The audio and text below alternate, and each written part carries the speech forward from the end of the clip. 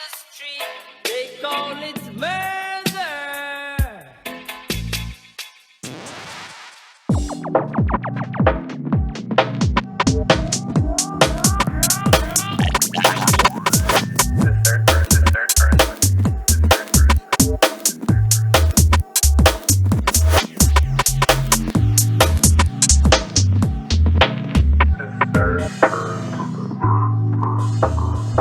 Welcome to the Third Person Podcast. My name's Jacko. I'm here with my co-host Harry and co-owner of Third.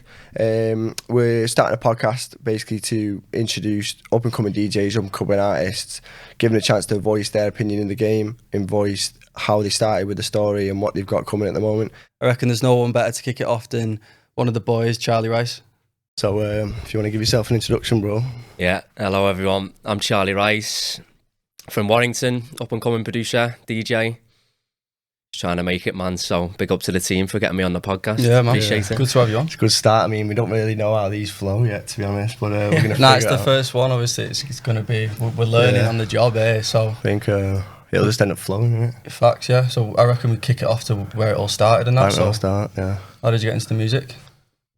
So it was pre-COVID, and I've got a mate in Liverpool called Dan who I'm close with, and he started DJing, just a little pirate studio one, and I just joined him one day and he showed me the ropes and I was like, quite good this. And then thereafter started to get into it.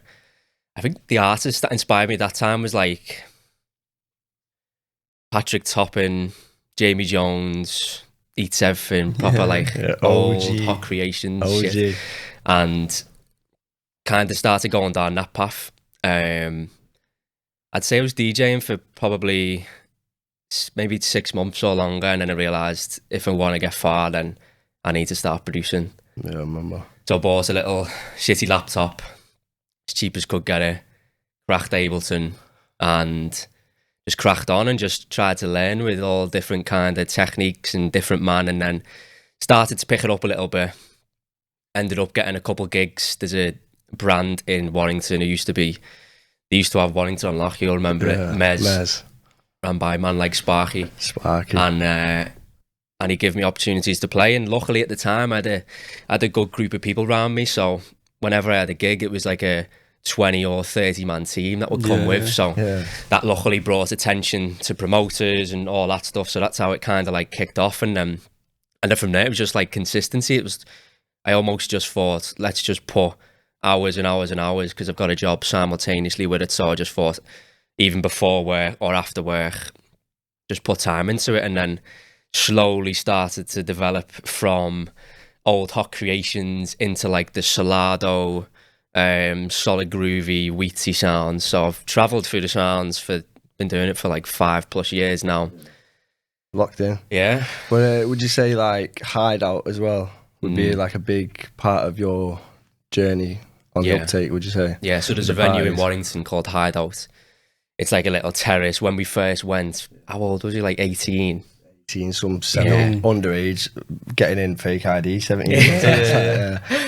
And we loved it. It was just the terrace. Gaff, man. It was a mad gaff, wasn't it? And then kind of just lived there for a while. And I think at the time I always remember thinking like, oh, I need to play at Hideout. And then luckily got myself in there, and that Yusuf one. Yeah. It's probably where you got all the support though, innit? So it is. Where you're on that come up, that's where you had all your mates and people from Warrington. That's where you need that local. There's about 30 of us going out every time we played. Like we just excuse to go out, really, innit? Like, everyone know they would turn up to Hideout to see you, innit? So it was at the time when he was playing. It was like someone's back garden. It was like a shed. It was like a shed hut. Someone's garden. You could put a bit of like wooden cover over the top, and then Charlie on the decks. Yeah, it was sick. But even just like going through the motion of opening up that, and then luckily getting a chance to play a bit later, and yeah, as you said, the support there was good. So that kind of got this like social aspect to it, where a few more people got to know me, and kind of just went on from there. Really started to explore different groups in Manchester. A couple of them guys give me some good opportunities. Ended up meeting some good people through that, and then just built on that. And as I said, it's just about being consistent with something you like. For example, the producing, like you've got to put time in, otherwise the work's not going to get done. So it's like, I just thought at the time, I need to crack down on this, and that's like the difference in like when you're very like a grassroots DJ in essence. If you start like producing and stuff, it'll help you just progress. Yeah. Was you producing from back in the day when you started playing at Hideout? So when you were doing your sets at Hideout, were you still dropping your own tunes in, or were you just kind of keeping it all? My tunes were not in Yeah. Quite to be honest, yeah. So I probably released, my first ever release was maybe like 2000. I think it was pre-COVID, so maybe like 2019. No, it was well before that. It was a different label, and the track is shite. Shite. It came up the other day on like my SoundCloud, and I was like, wow. Was it 1995? Yeah, it came up. I know. I still listen to that now. Yeah, nah, it's so yeah, so like when you're an early producer, you wanna get your music out there because you want the attention, you want to show people that you can produce. But honestly, you're probably best just waiting, because I know guys who've waited for years and years and years and years, and you think, oh, like they're just delaying it. But like when they first release with a good track, it's no one cares how long you've been producing for. If it's a good track, it's a good track. It's that one track, isn't it? Yeah, take it to like the mainstream sound. It's like Luke Dean could have been producing for how long? He's an unbelievable producer. But if you take it back to that, what was it like? We in the Lobby track. Yeah. And then literally just bang, blew up, took over. Come out of nowhere, I mean, you with them nasty womps, it'll drop at some point. Do you know what I mean? Big dirty bass line coming soon. Yeah, so I only started really playing my stuff probably like a year and a half ago, maybe. How many tracks do you reckon you've got now? Probably like 3 that I like. Like all together is your discography though? Oh, like close to 100 probably, but quite picky as a producer. Yeah, so you sit on a lot of them, don't you? Yeah, so. like you test a few, and you kind of know whether it's sending to your mates or sending to other people or sending to DJs. You kind of know which ones are good and which are not. So you're quite like picky with what ones you want to play. You've got to be feeling it if you're gonna take it to the stage. Obviously, with the sending to tracks, who was like your first like big support on a track? Who was like to play tracks out? I'd probably say I got some decent support from Solado early on. Yeah. When I signed to their label, that was like a nice big step. And then I was getting good support from like DJs who are not like super DJs but are like playing quite often. So that helped with a lot. And then after that, the proper support only really came, I'd say, in the last 2 years. The support that I like truly recognise, it all kicked off really after that Teeny video, Hide and Seek, and then other releases. So I'm getting quite a lot of support at the minute from crowd that like I love, the slap funk crowd, especially Melody. Big up him. Melody absolutely loves your tracks. Sick man. I've never seen a guy promote someone so much. Like every story is like at him, but it's like just that's from an outside perspective. Socials blowing after that as well. Yeah, feeling the love proper. Yeah, it's just it was mad. The whole situation was mad because, and like I'll tell this like when I'm out and someone says, "Oh, like I was there for Teeny," I'll tell them like the little story behind it. It was basically so. Hide and Seek was that last year or the year before? It was last year. Yeah. So I wasn't even going to go. It was like June. I was like, probably not going to go. I only went because you went. Yeah. So it was a last minute thing. And then the plan was to like, so there's a stage there called the Dome. And the plan was to go in there all day and watch like, just kind of go there from start to finish. I think the lineup was more so, it was like, it was Voigtman, and then I think it was meant to be Dungeon Meat, and then it was meant to be Teeny after. And Dungeon Meat couldn't make it, so Teeny was on. And then I think when Teeny was meant to be on anyway, we were going to go somewhere else. So it was all a mad situation. But anyway, Teeny was playing, Dungeon Meat were late, and then I was in there, and then I was studied use, and I just heard like this little noise from the song, and I was like, that can't be mine now. Like, because I've never sent to her before this, didn't know she had it. Because normally when you send out, you're ready to like, that's all you listen for in a set. And then heard the noise and then heard it come in, and I just started going mad. That's what I'm saying. Everyone I was remember just seeing bouncing your around. face Yeah. and look at me, and like your eyes were like, it's my track. Yeah. And I was like, and it was like no way, and everyone started clocking on. Yeah, it was mad, and then it got played, and it went off, and then Hide and Seek put it on their Instagram. Best and, reaction. Well, that's yeah. I've got Hands people down. coming up to me now saying like that was like the tune of the fucking day, and crazy, that, which is though, mad. 'cause, like, Shivers. that actual track was like the B-side. Yeah, it was. It was like a throwaway. On the Modern Function release, and big up them, man, because they've done a lot for me. It was like the third track, so essentially like the third best track on the V8. Like it nearly wasn't taken. So the fact that happened, and then we wasn't meant to watch Teeny, and I wasn't meant to go. And we were all there. It was and we were all there. It was just a mad situation. Yeah. So it was just that's definitely like one of the best moments that I've had. Yeah, Out, nice. especially. More to come, obviously, at that. Obviously, the support you're getting in the last few weeks, especially. Obviously, you played at Gotwood. I seen a video of one of your tracks being played, so it's got to be a mad feeling. And obviously, the more that's coming along, that's just got to give you that hunger to be creating these tracks that people are loving. So It does. It's what you do for. Like the energy that you receive when you're out and you're watching hundreds of people dancing to your tracks and liking it. It's just a mad feeling, but it's by no means like I've made it situation. It's still got more to do. Yeah. I think like the thing is with like obviously besides DJ, you're my best mate as well. So like I go to like most of his sets, even like from when he started. Yeah. I feel like one of the ones that I missed in the recent that I wished I'd have gone to was like I couldn't have been there because I had other places I need to be.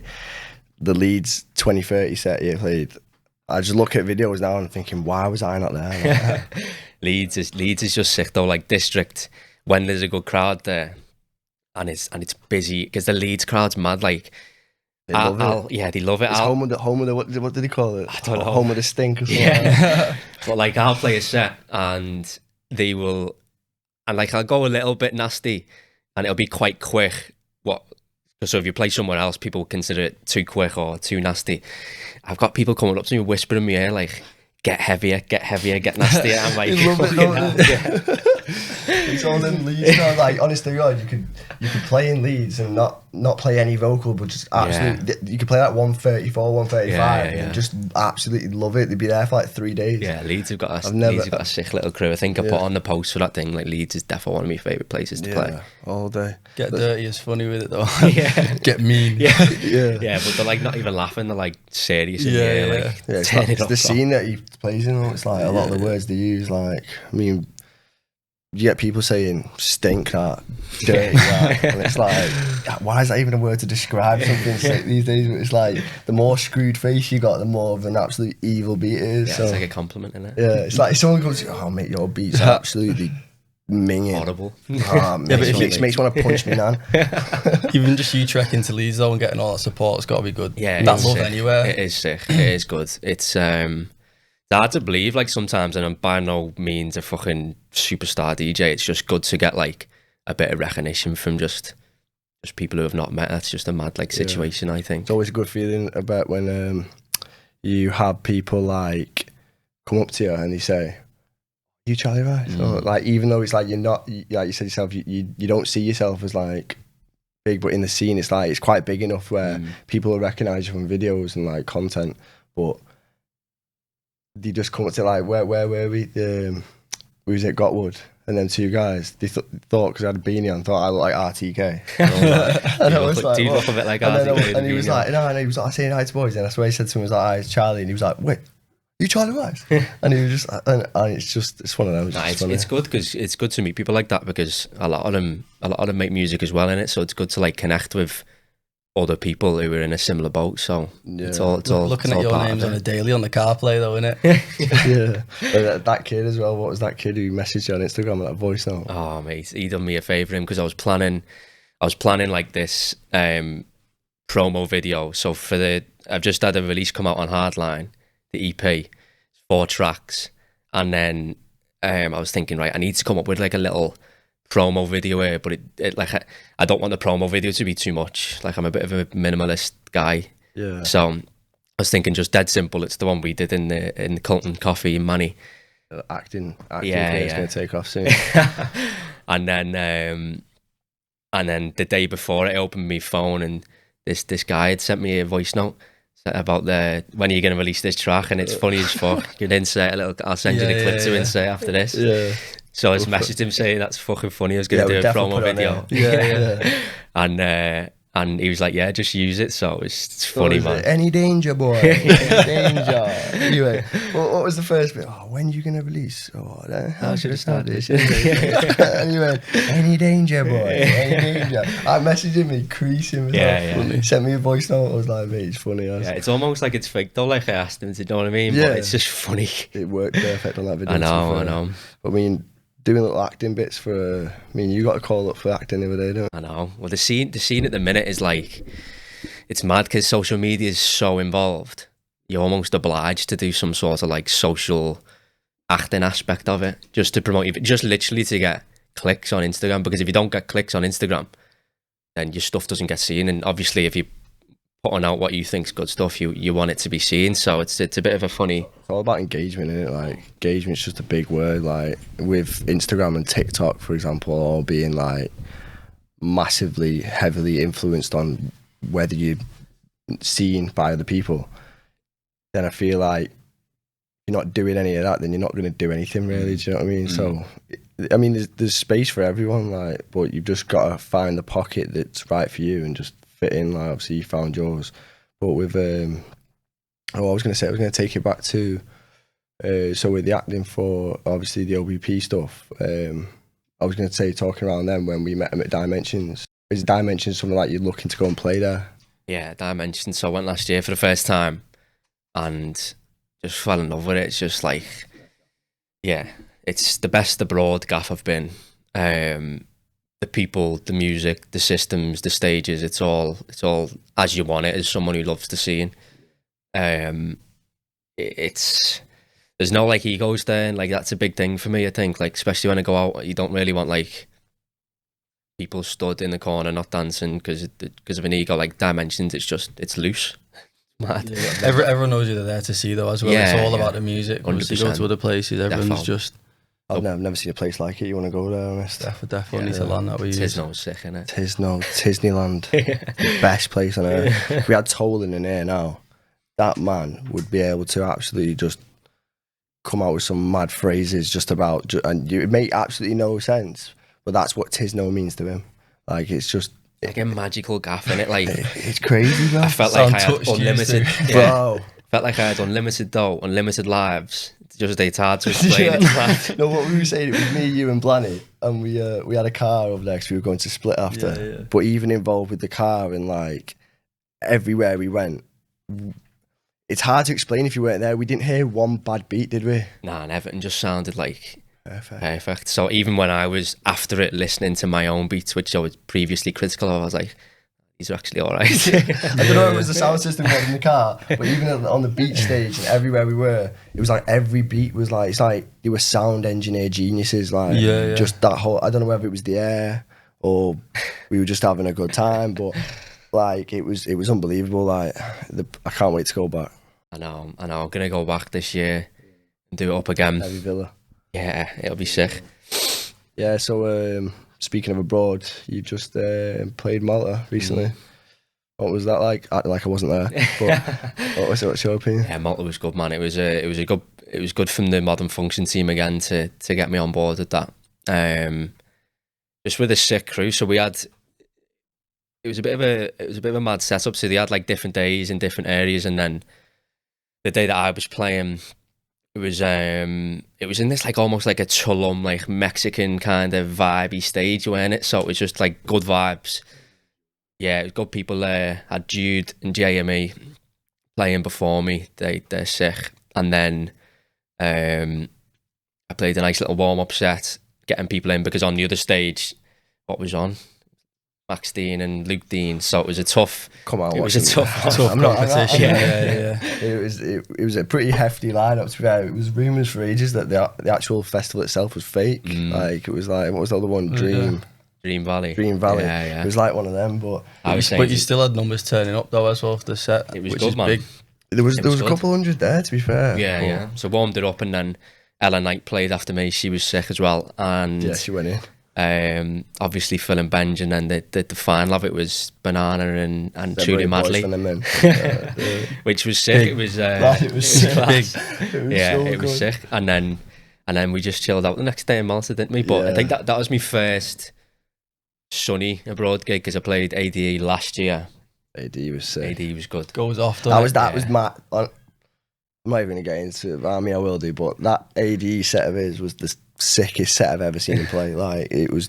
You went back to back. Was it Roxon. Roxon. Sick, man. But when you play, like, obviously, when we can take it back in a sec, but Yeah. being like mates with him, obviously going from like playing house parties in our mate Bailey's dad's kitchen Yeah, you've seen it from the ground to like up. 30 people in a kitchen, just like the age of 17, 18.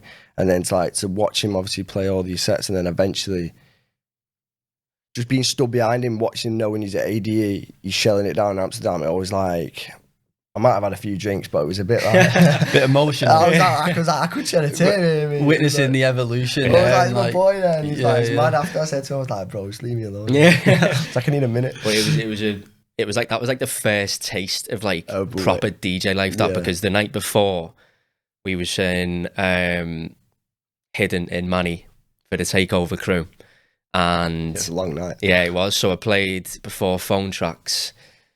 I can't remember what time it was like midnight or something like that. I think you were 2 till 4. Or was it? Something So like it was late on, but then, so let's say that ended at 4. We had to go to the airport for a flight at like 7. So we went straight straight there. through from Manny to Amsterdam. We were on a different flight. Yeah, oh yeah. We were on a different flight. Yeah.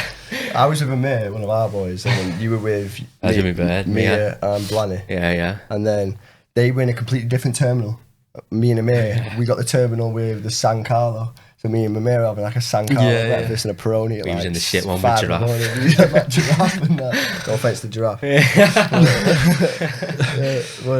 Yeah, it was good. And then we ended up, but we like landed like 5 minutes after each other. So it was like, I think at one point, Mia took a picture, didn't she? You could see our planes flying. Like, planes were like going flying next to each other. Yeah, man, it's completely off topic, but Nah, so we got there and then we was knackered because we basically not slept, and the flight to Amsterdam's like 45 minutes in it, so you're not going to get a good kip on it.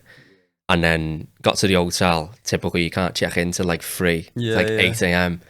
We're like, fucking hell. yeah, it was long. So we slept in the lobby just on these chairs, and then rough. so still like rough because we were drinking the night before, and then went to play at Modern Function, and then that finished. I think my room finished at like 12, didn't it? I think you were on.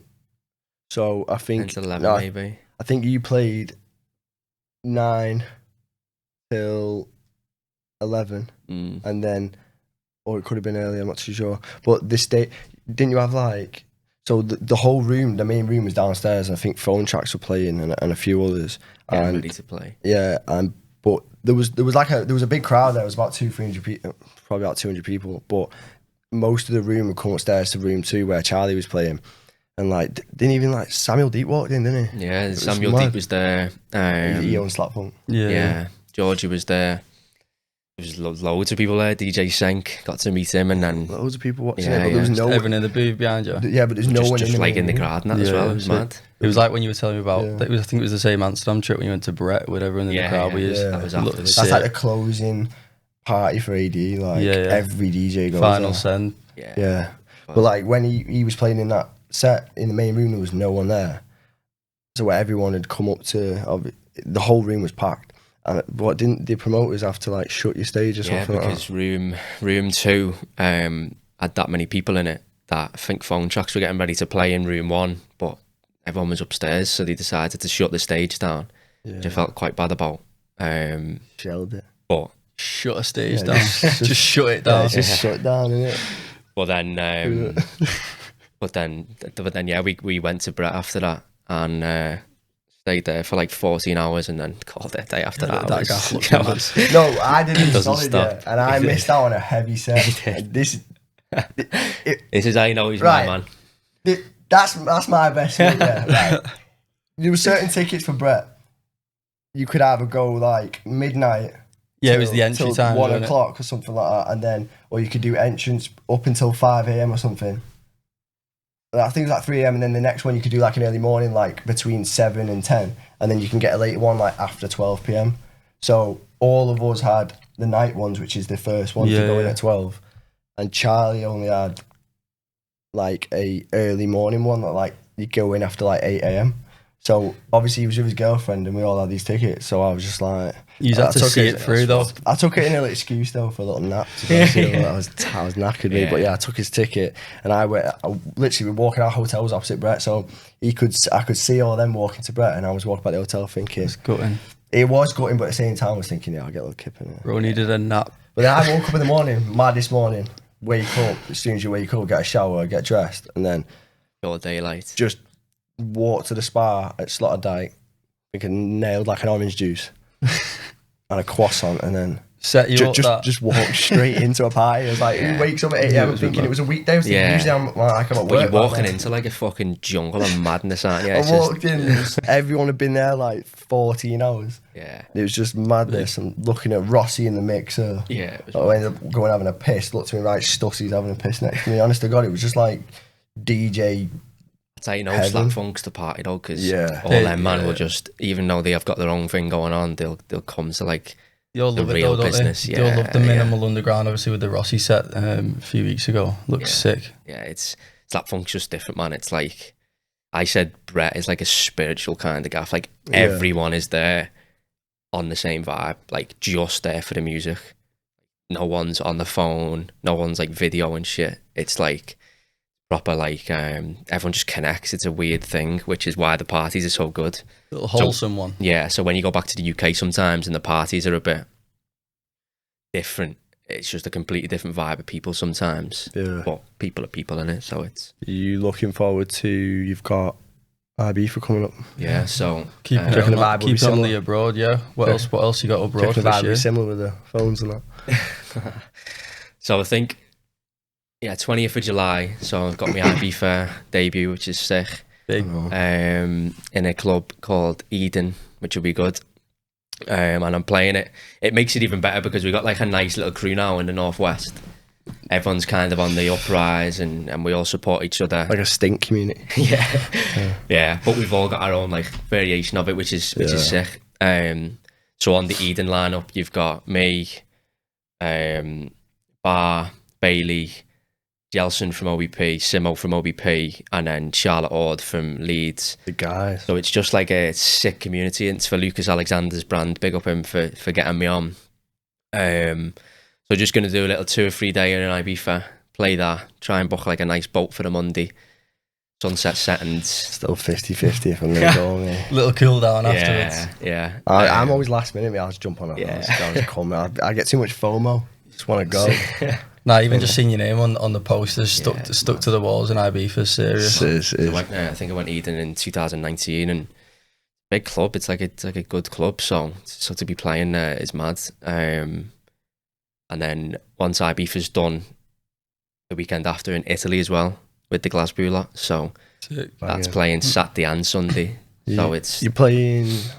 Is it a gaff near Capo? But then I think I've seen something that's like not announced yet. I'm taking a guess in my head. There's a hush on the Sunday, but on the Saturday it's I think it's at a different place in Venice, but it looks like a cool gaff. Yeah. And I've never played or been to Italy for that like kind of thing. So apparently there's a good energy there. So I'm gassed for that. What dates are you playing both? 26th of July and 27th of July. Saturday and a Sunday. Oh, that's on July in Italy. Yeah. What date's the Ibiza lineup? The week before. Yeah, you're not going to be there. I'll miss you just by a week. Yeah. But if anyone else is there, land Eden to see. Shout me if you're there. Get down Eden, yeah. You'll box you and all your friends guest list. No, Yeah. So going there on a Saturday, Sunday, work like because I work separately to music as well. Work, I think, what the fuck are you doing going away all the time, taking all these days off? Yeah, surely you get no like holidays. You might have to just like go full time, so you just quit your job. Maybe soon. But so doing that on the Saturday, and then we're going to somewhere else in Venice on the Sunday. That's a little hush one for now. That's not announced yet, but that'll be. I'm taking a guess, but I'm not going to say it. But, I'll let people guess in it. But Venice. Wonder where it could be. Yeah, doing the back-to-back though in Italy, back-to-back days is sick though. Yeah. Going out 2 days. Yeah. You're gonna do a little cool down day on the 3rd, or Yeah, I'm gonna have to just chill out on the Monday there. you got to see it out. You with the Glasgow boys, aren't you? Yeah, So yeah. they're all your Have mates. you kinda. gone anywhere this month? Gotwood. That's sort of like a camping in it. We camped out. I'm not a camping kid, mate. You're me, like We're you. a hotel in it. Yeah, we're hotel guys. I could not take that. There was a day in between. I got a sauna, me in a hot tub. It was sick. Yeah, a nice bath. Outside, we were like, Yeah. looked at them showers once being in. Thought, nah, not as that. I swear there's a hot tub down there. You aren't a camping bougie kid. kids, bougie kids, like being clean. Stush kids, mate. Yeah, amazing. No, so I was just saying then that would have been what, Malta in May, Yeah. Gotwood June. But I didn't play Gotwood. Yeah. Just would have went. We should have gone Glasgow. Yeah. I've had it in the air all week from me missus on that one, but Yeah, just got some sad stories on it. Been before or not? nah, never. I'll just go and it's not on next year because they like give the field You've had a year tickets, to haven't you? rest. Nah, we didn't have tickets. Oh no. Nah, we were thinking about it and then kind of just fizzled out. No one seemed that bothered. Yeah. And then we went Gotwood and it kind of we just left it. But Gotwood's like a baby Glasgow. yeah, seemingly. But apparently it's apparently Glasgow I is think not. Glasgow's just like another world. It's Yeah, like yeah. just all the maddest stuff you wouldn't It's even mad, think of. innit? I've They say never it's been. hours to walk from one side to the other, don't they? Yeah, I seen something on the news the other day. It was like the size of 500 football pitches. It's 1,100 acres. Yeah, it's wild. It's like massive. See that run club they got going on there? I made done a 5K there. No, we didn't. Chatting about, you know, Yeah. chatting about the running though, you being on that. I seen obviously you finished the half marathon. What was it? It was the May half marathon, was it? Manchester. Yeah. Good time though. Solid. What was it? A 1:25. 1:29. So on the watch, so I was going for like a 1:30. I said, so I'll take you back. So I started in Jan. I started Boxing Day because I felt like a fat bastard. Started the running. Yeah. I was the same. I hadn't ran last year, me. So No. just this year. Yeah. It got to Christmas Day and I was like, to sort your head out. So Boxing Day started planning for a half marathon and I checked when the nearest one was and it was Heaton Park in Manchester it was the 31st of March. And I'd never been to Heaton. I'd only been to Heaton Park for park life, so I didn't have any like assumptions as to what it would be. And on the app Runner, it basically plans everything out for you and it puts like different category runs in. Do you use Runner? I've seen it. Our kid behind the camera there, he uses the runner, so sometimes I'll just steal his plan. Saves us both paying for the same plan. Yeah. I don't blame you. He runs like a madman. Oh yeah. Yeah. And so I planned for the Heaton Park and I said I want to get a sub 1:45 half marathon, which is like an average pace of 5 minutes per kilometre. Solid though. And then was training for it, and we actually, because there was a good little group of us who was doing all the runs. So when I had a hill run planned, we'd go to Heaton Park and we do the hill runs. And basically Heaton Park, if no one's done it, is a 5K loop 4 times. So it's the same course 4 times over. And within the course, it's got this hill which is like horrible. Like it sees people off. And so we were training on that. I was doing training sessions at like 6 a.m. up hills because it was the only time to get it in. So Sunday the job. lads, there was like on a Tuesday job and stuff like that. It was mad. But the bigger runs were on the Sundays. So ran that and got a 1:37 on that one. So I beat the 1:45 and I was like, I can probably, and it was hilly. So I was like, I'll probably go for a good time here. Target time got dusted. He thought, I've got more in me. Yeah.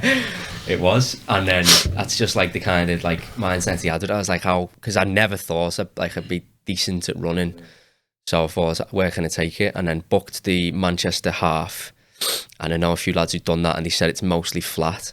So, going for like a 1:35 to 1:30, and then was running it with 2 other lads, 2 of my close mates, and ended up on my watch getting a 1:29:45, which was nuts.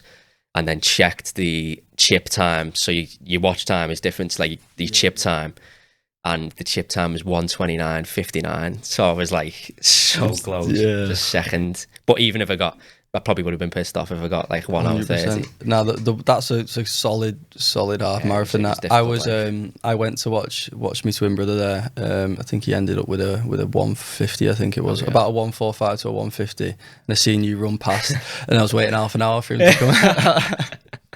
Yeah, with the running, it's sort of like you've got like quite a very strict mindset. So like, I mean, I'm always late. Me and you're like a chalk and cheese, but like with yourself, you're like. You always, if you say you're going to be there, you'll be there. Like even with running, compared to how do you manage obviously the fitness lifestyle with fitting in with like the weekends if you're playing sets and stuff like that? Yeah, so sometimes it's difficult. You have to like pick and choose your battles. So it depends on your set times. Like summer's somewhat easier if you got like a day party.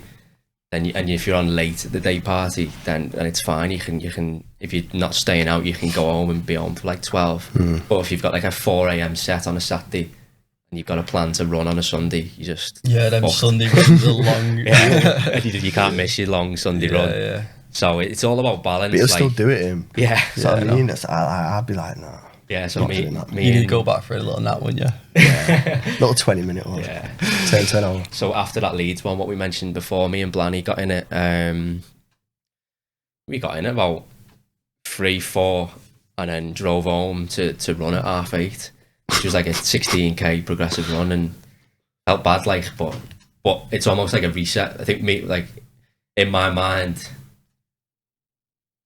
If it's got to be painful, it's mad. Like I need to do, if I'm doing something, especially like mostly exercise, like I want it to. You got to be pushing. I want it to damage me. I want it to challenge me brain, because after it, knowing that I've like defeated the little voice in my head, it's just like a mad satisfaction. That's the hardest part about running, but especially if you were hitting Glasgow, run that 5k, they get set up after a few day bender.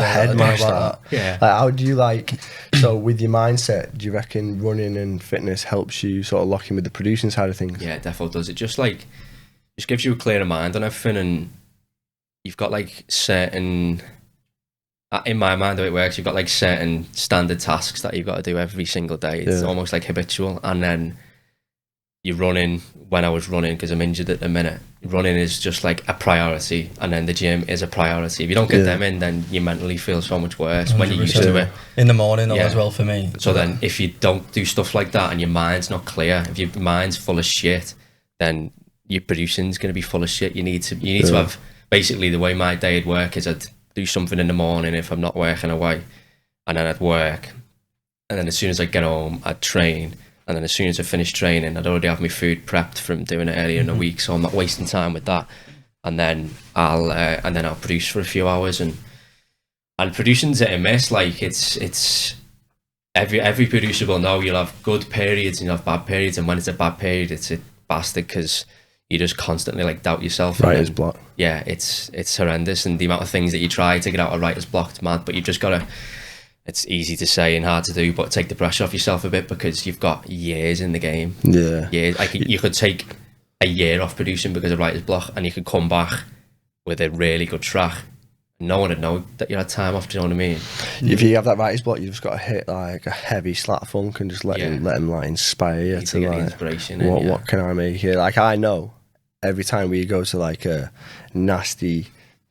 stinky set, like just go dimensions in here, I know after we come back, I know he's gonna like send a voice note or just some absolute stink and just be like, yeah, I've got this, inspired. Yeah, Dimensions was sick. Like, after Dimensions, it won't surprise me if he just drops like inspiration 15 it's minging tracks. Because after, I'd say my most like the pinnacle of my change up in sound, because people who've listened to my stuff from like when we were speaking about like COVID time and that, it is so different, and I've had to remove some of it on SoundCloud because it's just like not my identity at all now. And the most inspired I've been to change my sound, it was a proper mad one. It was a dungeon meet all night long in Fabric, and if anyone's been to Fabric, they'll know the vibes of Fabric. It's a really good club. Best sound system I've experienced in the world, but it's part of it. It's class, no phones, everyone's just there again for the music, which is such a big thing. And then so me and my mate went, and I think it was on a Sunday, and we were like getting about London, and it was from the start, it was proper random. It was just dead. like no one was around in London, which was proper weird, especially for Sunday. So we got to Fabric, and normally when you're in a queue, like you see like people who you know from like different parties and stuff like that. There was not a single person who we knew. Not a single. It was, and then there was a like local lads. Yeah, there was no one there. And then I think there was a Halloween party on in room 1, which was in October 23. Yeah, October 23, and there was a Halloween party in room 1. So there was all these characters coming out in like fancy dress, and me and Blanny were just like, the right thing here. So we found out that Dungeon Meat was in room 2, which is now my favourite room in there, over room 1. And still, when we were in there, we just didn't know. So it was just me and him, and then we'd never experienced like a Dungeon Meat all night long. It was like again, it was just a journey. If anyone's ever done a proper Dungeon Meat all night long, it's just a journey. Tristan has his incense on, and Rolf is just spinning the deep. So it was sick. And then after that, came away, and I was like, I need to just, this is the direction I want to go now. And then the first track I made was Bee's Attention, which was on Teeny. Is that played. the first one you made? Yeah, first one I made. And I remember, Proper, I remember sending Blanny a clip of it, and he was just like, yeah, this is like, you can tell you've been inspired there. So it just, the way that all that's come together after that gig. I seen like I seen a podcast with Rossi on it, and he was talking about Fabric, and I never knew this, but he said there's they've got sound things in the floor, so like the room's like so sound engineered in the correct way where you got like this, you can feel the vibrations from the ground. Balance around the room. So it's all balanced, yeah. So I mean, technical people correct me if I'm wrong, but like you've got the floor involved with the sound system, so it's not just the sound system. So it's like you literally feel it all around your whole body. So it's a bit. Your Dan's laughing at you describing it. Yeah, I've got no idea on the technical aspect, I'll be honest. But yeah, no, that's probably what made you want to switch over to Dungeon Meat. It is. It's like when I go anywhere, I'm usually wearing earplugs because me ears are fucked from listening to music all the time loudly. And in Fabric, it's just so clean. You don't need some of that stuff. So. That, again, is just, that's why it's so good. I think it's like, sure, it's within like the top 5 of most expensive sound systems in the world. It's mad. In the tracks, like, what's your favourite sound? Like go to? Definitely like the Dungeon Meat sound. Everything they release on their labels, like, it's unique, it's raw, it's authentic. Yeah, I think the snare is like my favourite sound ever, which people will probably tell from my tracks. But yeah, it's good, man. So yeah, just straight after that is kind of what led me down this path, and then you meet loads of other producers who are on the same vibe, and that's how you connect with people. So that's good. The dream then, Dungeon Meat label. Oh yeah, I've just submitted the track for their competition, which is they're gonna judge 10 tracks from like, I don't know, 50 to 100 submissions. So hopefully that gets through. But yeah, it'll be a good one to tick off, defo. Good luck with it. Yeah, I think the label side of music, I think earlier in the career, like labels were a huge thing for people to go for. Like I remember me and other up and coming producers we need to get on this label because of that, because label at the time, they had the biggest push on socials. Like back then, no one did like their own videos and stuff. If it was on a label, then you'd be considered like in a really good position. Nowadays, because like stuff like Bandcamp and stuff's out there, you can just push your own thing, and it does probably better in most instances, unless you're on a top tier label like your Dungeon Meat or your Slap Funks. And that's where you find the best tracks as well, isn't it? Like Bandcamp's proper raw, gritty. I mean, speaking of yourselves, you make so many tracks, and you obviously wanted that certain play from certain DJs. You got your first Tristan play at Gotwood, didn't you? Like proper. Yeah, I got one from Tristan at Gotwood, which was good, and he's played mine in Simo's from OBPs before in Manchester, which was good as well. So support's there, man. I'm getting it on a weekly basis now, which is like so good, and I'm like so grateful for it because it's all you dream of. So just second nature now. Nah, it's not, but it's what you want. It's what you do it for. Yeah. When you get the plays at the events that you're not at, is your phone just blowing up? Yeah, that's like the best. So the best thing. So I'm like a routine guy. So. Which is good and bad. When we get up and hate it sometimes. Opposite to this, man. Yeah. So I'm a 10 p.m, half 10er. That's in why bed. we get on. I'm a 5:30 waker, 10 p.m. Yeah. That is why Me we and get you are on, the same. because I've got like qualities that he probably doesn't possess, and then he's got qualities that I don't possess. So it's like most of the time he's like telling me like he's like not a physical clip round the ear, but if I'm doing something that's When you're out of line. Most of the time. I'll listen to him, innit? Pattern up. Sort yourself out. If you tell me, mate, you get a swift right up. Do you know what I mean? So, Mate, you soon stand under me foot, lad. cool, yeah. Nah, but when I'm going to bed early and then I wake up and then see like a tagged in your story or whatever, it's just that's just a nice thing to see. Or even if it's like recently Seb Cito done it for the Fuse post, which was just sick. So it's good to see the music's doing what it's meant to do, and I'll keep going with it really, because it's still nowhere near the standard where I want to be at. Consistency, anything. Yeah. So living, breathing like the underground sound. What music would you say you listen to unwind and chill and switch off from it all? Or when you're hitting these runs, you're just listening to your own track. He does do that. I do. So first part of the question, to wind down, because I need to give my brain a wind down sometimes. It's quite busy. Old school rap, so like Tribe Called Quest type stuff, that is like just chilled, just nothing in it, and even pick up like some samples from it. So I've got a unreleased track at the minute which has got a sample from a old school house track. I can which I don't know when it'll come out, but like, so it gives me inspiration in that sense as well. And then I listen to jazz quite a lot as well, like proper New York. That Beloit, you onto that? Yeah.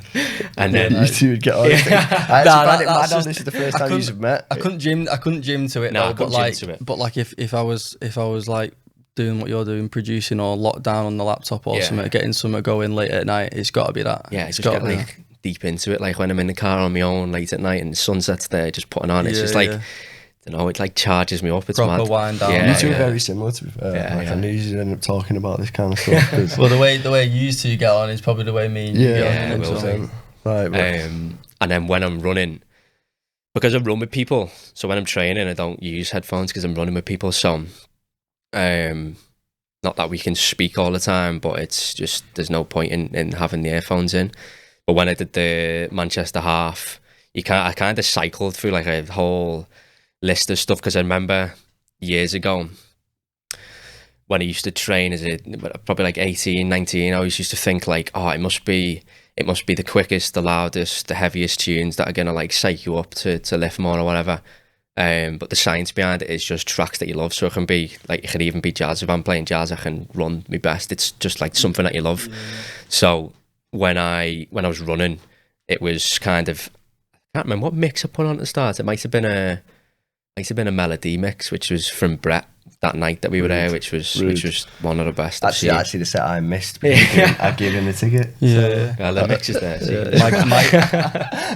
My go-to is like I usually slap a Kepler mix on or something. It's just that minimal. Yeah, it just keeps me going. And then I played some of mine whilst I was running during the Manchester Marathon, and just got gassed like halfway through. Got hungry with it. Started like singing it and shouting. It's really sick. And then just play the madness at the end, because you don't really want to go on your phone. Like, you get that Dungeon Meat mix on. Yeah, that one from AD. Yeah, the crowd though, when you're at that last what couple K. Yeah, I took my earphones out for that. It was, I think I was a K and a half left or something. It was just ticking down. Took my earphones out and just cracked on then, because it was mad. So I was probably like 15 minutes into the run, and I've got because it's busy, I've got loads of people saying to me, oh, come on, Charlie, come on. I'm like, I'm thinking, how the fuck did he know my name? I got a name vest on, I didn't even realise. Thinking my tracks are popping really. Like old women saying it. I was like, these can't be into me. Come on, Charlie. So like at the end of the run, everyone's screaming, come on, Charlie. It's just a sick feeling, man. That's why running was good. My God. Our kid had someone else's name on it, so everyone around him shouting. I think he said it was Anthony or something. So but he was like there wasn't anyone else around him, so everyone's looking at him going, "Go on, Anthony." He's like, "What's going on?" He's like, "Who's Anthony?" Sick. No, I mean, I'd love to get into it. Running's not me, I'll be honest. Yeah, I tried to get you out on a few, but Got no chance there, bro. 7K we did. Yeah. Mate. They carried on, though, didn't Demons they? were You talking, cut it bro. at 7K, though. Nah, I didn't, to be fair. It was just me and him. We were Yeah, running. yeah. And I was like, oh, lad, can we done? He was like, lad, you've only done a K. I was like, lad, give me a minute. But no, it was good. Nah, not something that I could get into, but yeah. What made you get into jazz? I've never asked you that. Don't even know, you know. I think, so when I was in uni, and they do these things called like study with me's on YouTube. There's a technique to like study or to like lock into something without going on your phone and all that. It's called the Pomodoro method, and you can do it in different intervals. So you can do it in a 25-minute, 5-minute, or you can do a 50-minute and a 10-minute.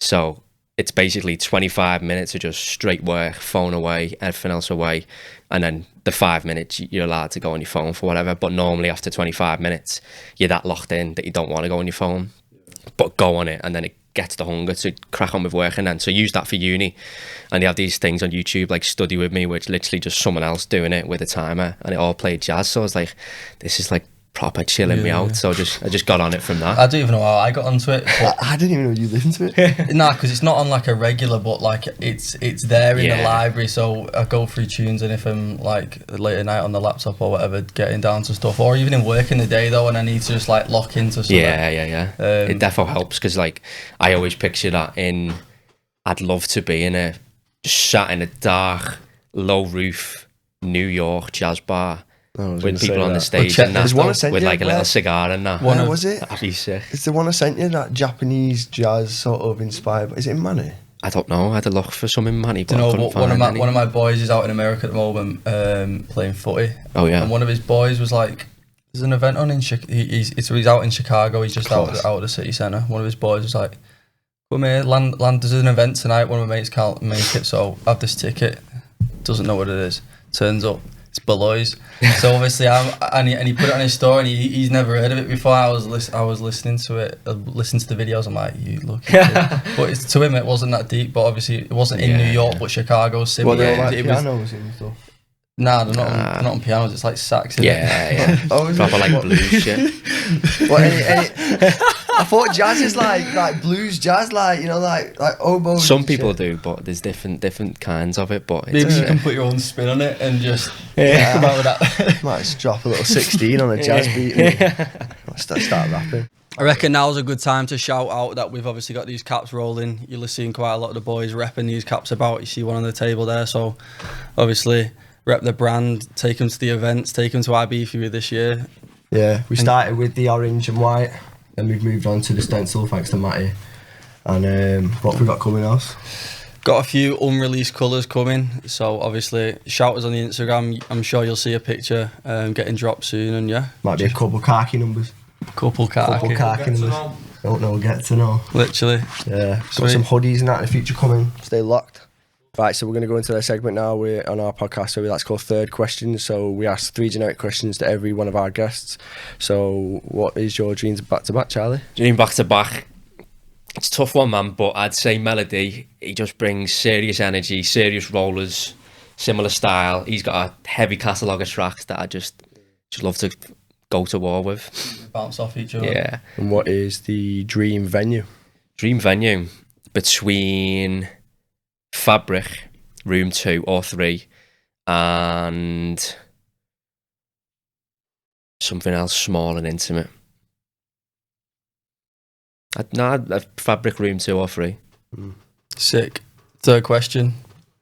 Which one of your boys are up and coming in the scene right now? Who do you want to see on the third person podcast? It's a tough one, man. There's a lot with some good stories.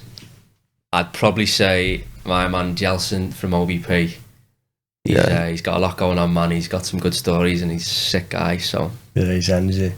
I mean, I've spoke to him, but it'd be good to have him. Good to have him involved. yeah, Defo doing well in the scene at the moment. Obviously, I think you met him at Dimensions, weren't it? So properly, yeah. yeah, where you started proper getting into it. Right, I think we're getting a call for the wrap up here. So big up Charlie Rice coming on the podcast, first instalment. If you don't know who he is, get to know him.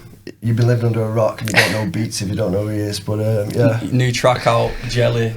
Yeah, new track out on Hardline, Jelly. good VA with people. But nah, big up to the third team, big up to the man then behind the cameras, sorting it all out, directing the ways. Big up to these two. Got something good going on here, so it's a pleasure to be the first guest. Look You're going to see this sign more often. Innit? Nice one for hopping on. Nice one, appreciate that. Nice one, Big brother. up.